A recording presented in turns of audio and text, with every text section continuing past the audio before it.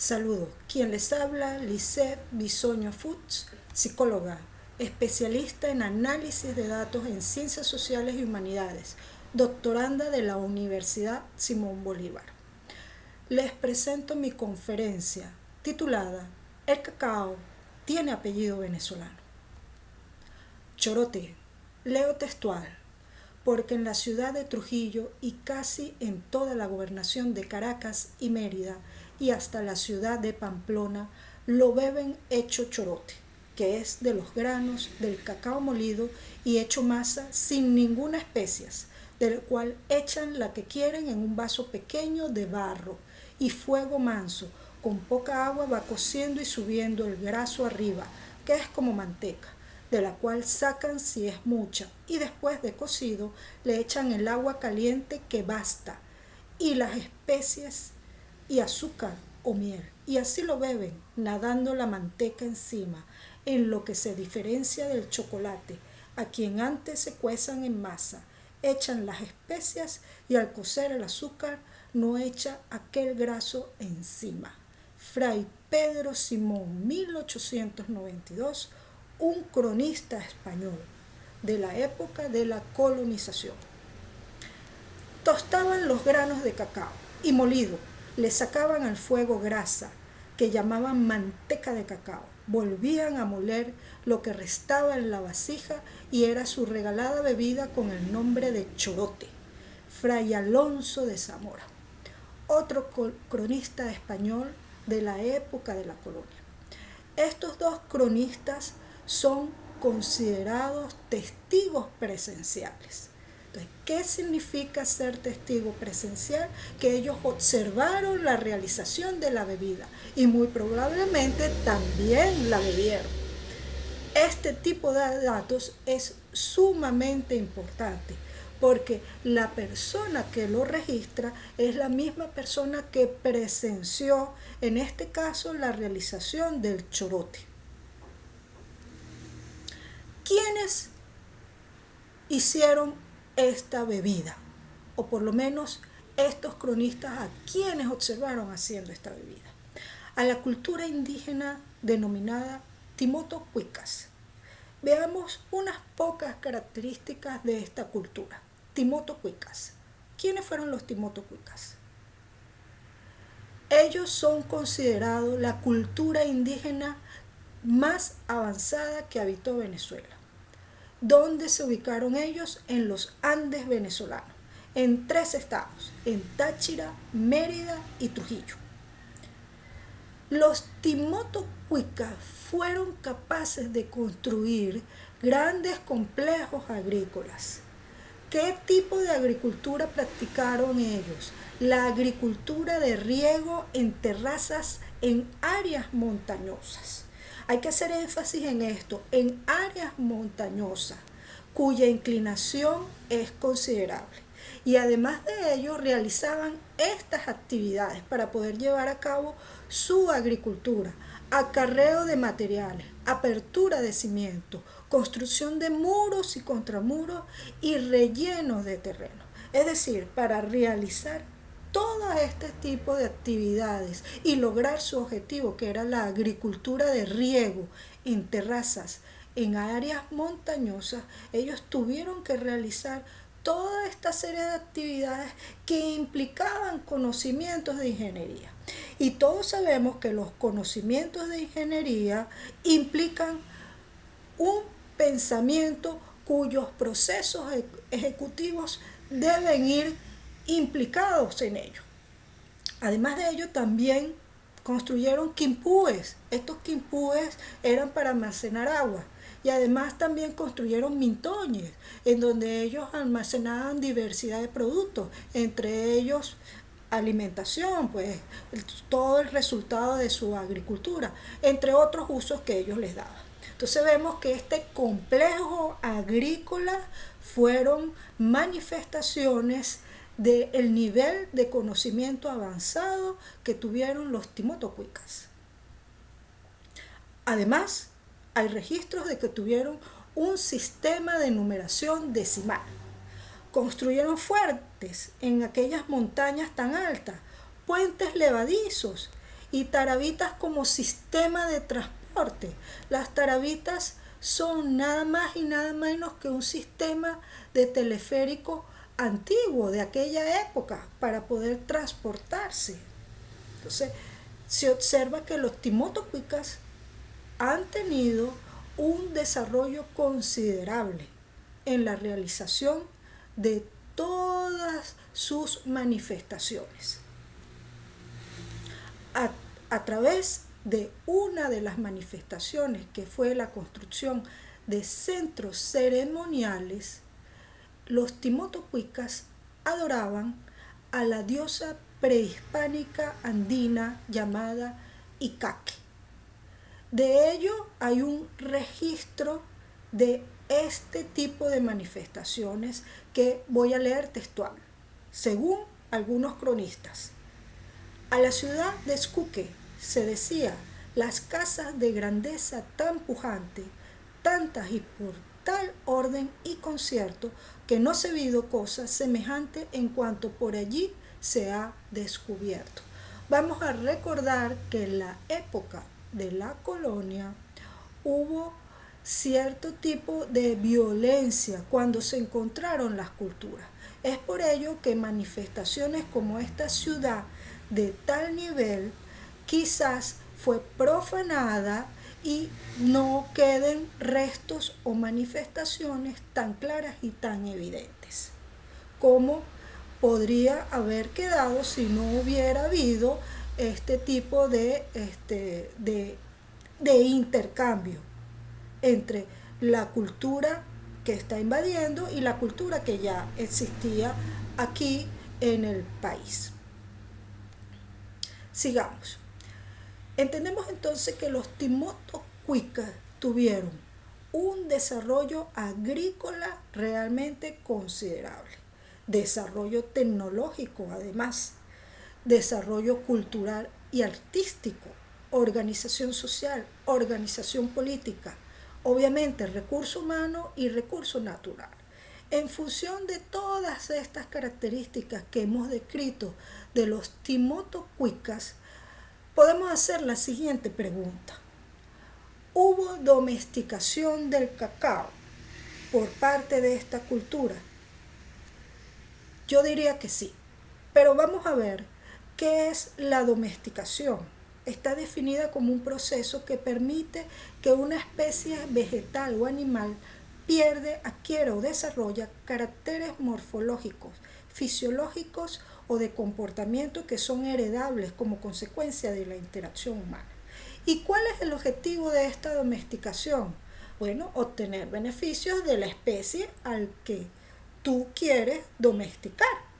Entonces, ¿y cuáles son los primeros lugares en el mundo que son considerados donde hubo domesticación? Bueno, uno de los lugares fue justamente la región andina de Sudamérica. Es decir, que estamos sumando datos para poder entender dónde se comenzó con la domesticación de cacao. Sumamos los datos del chorote, sumamos las características que tiene esta cultura considerada la más avanzada de Venezuela. Vimos las características a nivel de complejos agrícolas, vimos las características que esto implica un desarrollo tecnológico. Entonces, ahora vemos que está registrado que en las zonas a nivel mundial en donde se practicó por primera vez la domesticación de cacao fue en la domesticación de cacao, entre otros productos, fue en la región andina sudamericana. Leamos ahora algunos de los comentarios de una de las investigaciones realmente muy importante y muy interesante. Tenemos que los análisis genómicos de la población del árbol del chocolate, Theobroma cacao L, proporcionan información sobre su proceso de domesticación. Uno de los comentarios que hacen los investigadores es el siguiente.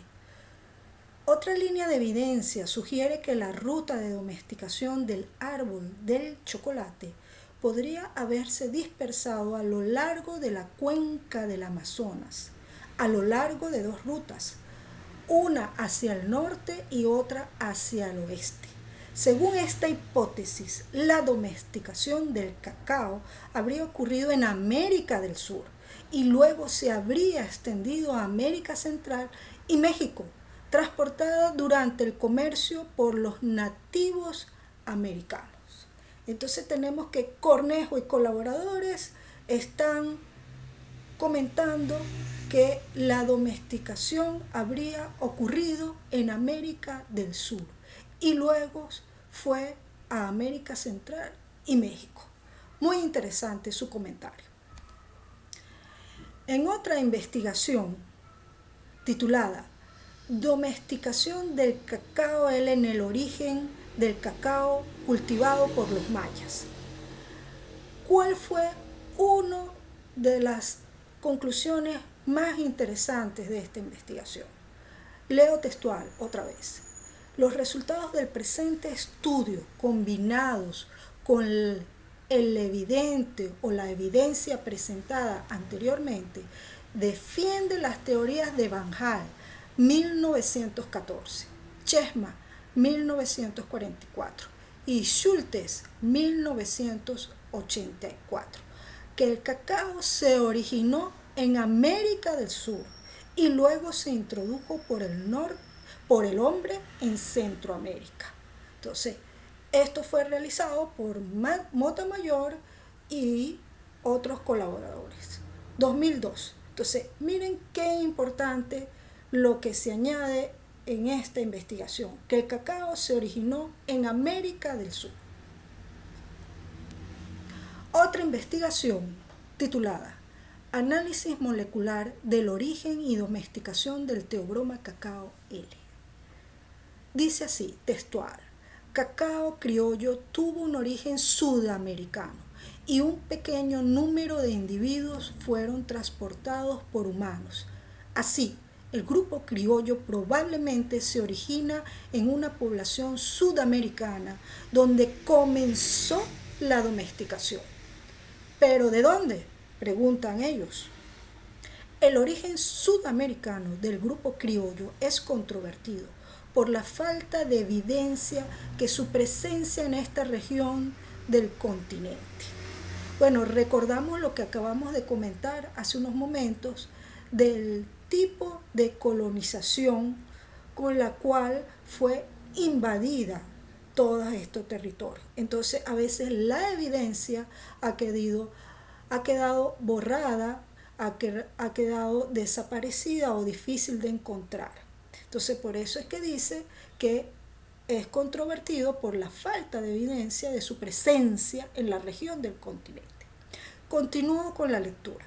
Sin embargo, existen algunos datos históricos que reportan el cultivo del cacao en la época de la conquista y su utilización para bebidas y ceremonias por los indígenas locales.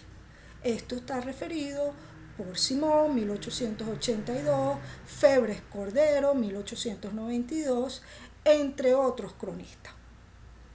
Estos informes se refieren a la región sur-oeste de Venezuela, donde actualmente solo se concentran o se encuentran árboles criollos.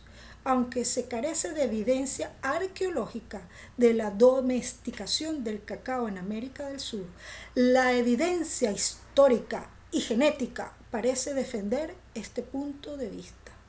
Muy importante, evidencia histórica y genética. La alta diversidad morfológica encontrada en el grupo criollo podría deberse a la selección humana a lo largo de más de 2000 años de cultivo. Montemayor y Lanao, 2002. Muy importantes los comentarios de estos investigadores. Hay evidencia histórica y genética. En otra investigación titulada La evolución del cacao cultivado, aquí se comenta lo siguiente. La importancia de Venezuela es que la evolución de su población de cacao todavía está en curso y que las colecciones y observaciones hechas allí son de las más grandes valor en arrojar luz sobre nuestros problemas. Esto está tomado de forma textual. Venezuela es la clave para la mayoría de problemas relacionados con la evolución de los cacaos superiores, los criollos de alta calidad y forasteros. Ciferri.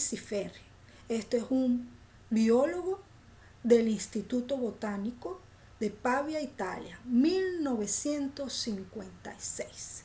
Entonces estamos viendo cómo estamos sumando datos para saber en dónde fue la domesticación y el origen del cacao. ¿Qué tenemos entonces? Acuérdense que encontramos mucha evidencia. Evidencia del origen y domesticación del cacao. Evidencia genética, lo relatamos en una de las investigaciones en donde se enfocaba la evidencia a nivel histórico y genético. Entonces, ¿tenemos evidencia genética? Sí, a nivel de origen y domesticación del cacao.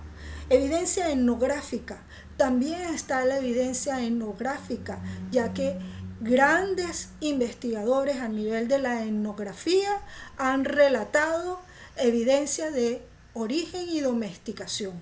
Entonces, sí tenemos evidencia. A nivel histórico, también tenemos evidencia.